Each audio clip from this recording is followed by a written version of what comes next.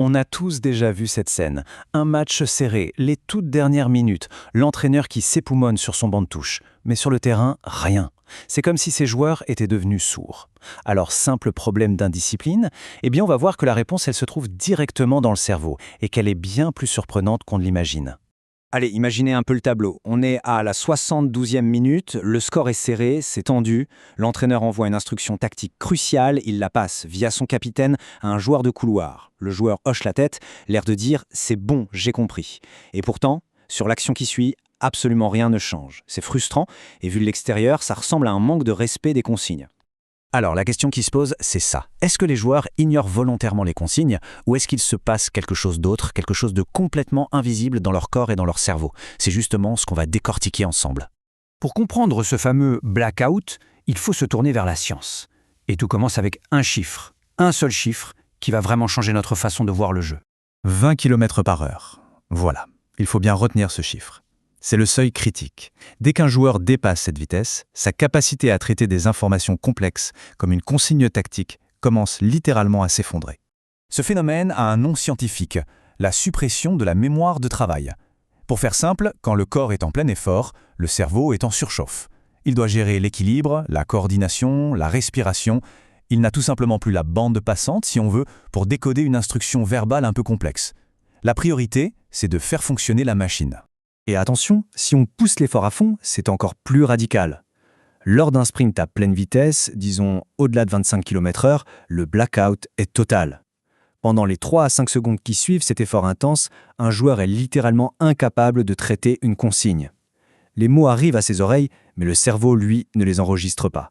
Bon, maintenant qu'on a la théorie, appliquons ça concrètement au terrain de foot. Quels sont les joueurs qui sont les plus touchés par ce phénomène? En gros, qui est le plus souvent sur mode silencieux en fin de match? Eh bien, sans grande surprise, quand on regarde les données, les joueurs qui tapent les plus grosses pointes de vitesse, ce sont les latéraux et les ailiers. Et là, c'est assez ironique parce que ce sont justement eux qui sont la cible principale des consignes criées depuis le banc de touche.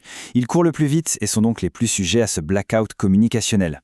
On peut donc carrément dessiner une carte du terrain, une carte de la communication.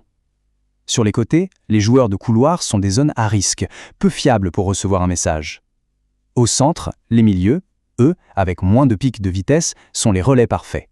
Et la véritable tour de contrôle, le hub de communication, ce sont les défenseurs centraux.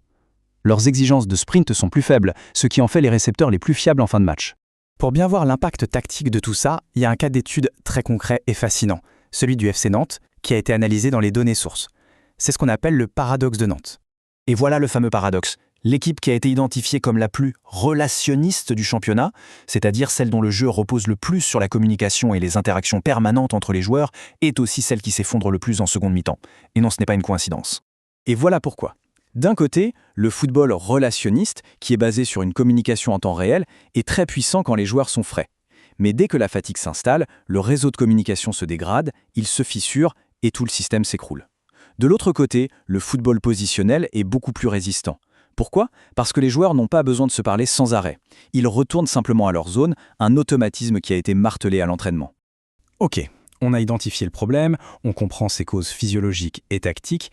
Maintenant, la question c'est, on fait quoi? Comment on résout ça? Quelles sont les solutions concrètes pour les entraîneurs et leurs équipes? En fait, la clé du succès, c'est l'anticipation. Tout se joue avant même le coup d'envoi.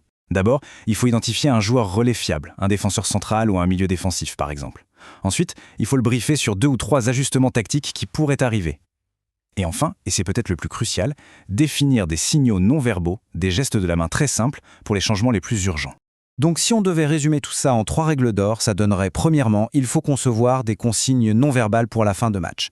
Deuxièmement, il faut arrêter d'envoyer des messages complexes aux joueurs de couloir après la 65e minute. Ça ne sert à rien, il faut passer par le joueur relais. Et troisièmement, si un gros changement tactique est prévu, il faut l'appliquer en première mi-temps, quand les cerveaux sont encore frais et disponibles. On termine avec cette question qui, en fait, résume absolument tout. L'équipe qui réussit le mieux sa fin de match, ce n'est pas celle qui communique le plus, mais c'est peut-être celle qui a tellement bien préparé ses automatismes que les mots deviennent superflus au moment le plus critique. C'est une idée qui change vraiment notre regard sur ce qu'est le coaching sous pression.